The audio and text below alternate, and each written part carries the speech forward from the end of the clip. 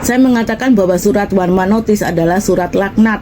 Kenapa demikian? Yang dipertaruhkan adalah rekod kerja teman-teman ya. Jadi teman-teman itu tidak bisa menggunakan surat one man notice sembarangan, apalagi dengan menggunakan personal reason ataupun alasan pribadi yang tidak masuk akal menurut imigrasi gitu teman-teman ya. Ingat ya, rekod kerja kalian itu dipertanyakan gitu teman-teman. Memang di saat notice itu nggak ada masalah ya, kalian benar menggunakan surat one man notice saat memutuskan kontrak kerja, tetapi sertai dengan kronologi kondisi kerja kalian gitu teman-teman ya. Kalian nggak mungkin dong memutuskan kontrak kerja kalau job kalian itu bagus ya gitu teman-teman. Kalau kalian itu nggak ada masalah, kita nggak mungkin memutuskan kontrak kerja ya. Karena menghadapi sendiri di lapangan, ada salah satu teman kita ya, dia itu sudah ada di Hong Kong, sudah bekerja di Hong Kong kembali, tetapi imigrasi masih menanyakan pemutusan kontrak kerja kalian di tahun yang lalu gitu.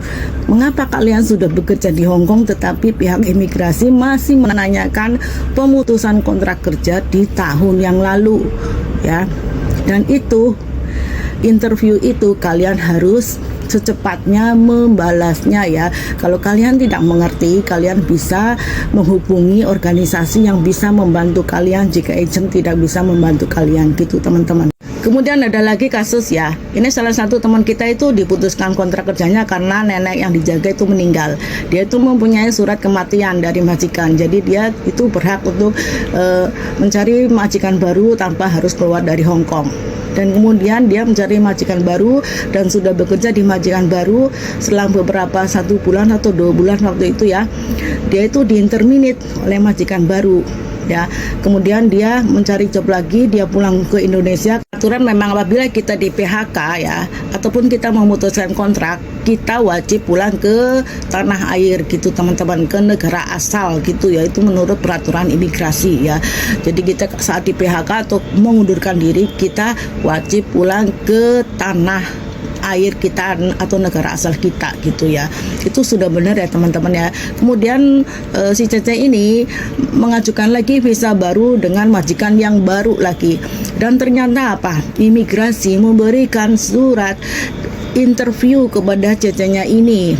Surat interview dari imigrasi itu ya, isinya mempertanyakan rekod kerja kalian ya, dari pertama kalian bekerja di Hong Kong sampai terakhir.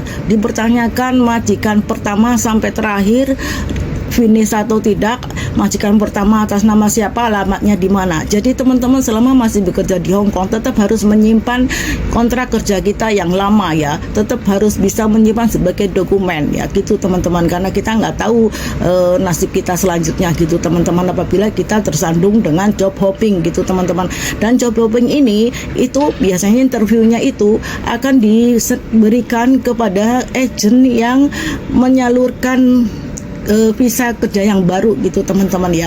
Itu tergantung agennya. Apabila agennya itu benar-benar membantu kalian ya, maka surat interview itu akan disampaikan ke kalian gitu teman-teman, walaupun melalui WA ya. Agen cuma bilang visa kalian itu nggak bisa turun gitu teman-teman ya. Ya itu sebenarnya masalahnya ya job hopping. Sebenarnya ada surat interview dari imigrasi yang mempertanyakan rekod kerja kalian. Kalau misalnya agent itu benar-benar bisa, kalau agent itu benar-benar membantu kalian gitu teman-teman.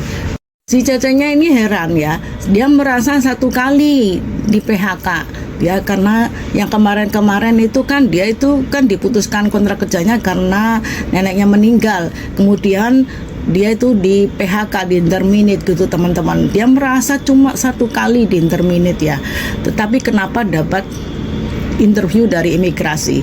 Karena saat pemutusan kontrak kerja itu terlalu dekat ya, terlalu dekat di tahun yang sama gitu. Biasanya imigrasi akan menginterview kalian itu ya begitu ya, pemutusan kontrak kerjanya itu terlalu dekat dan di tahun yang sama.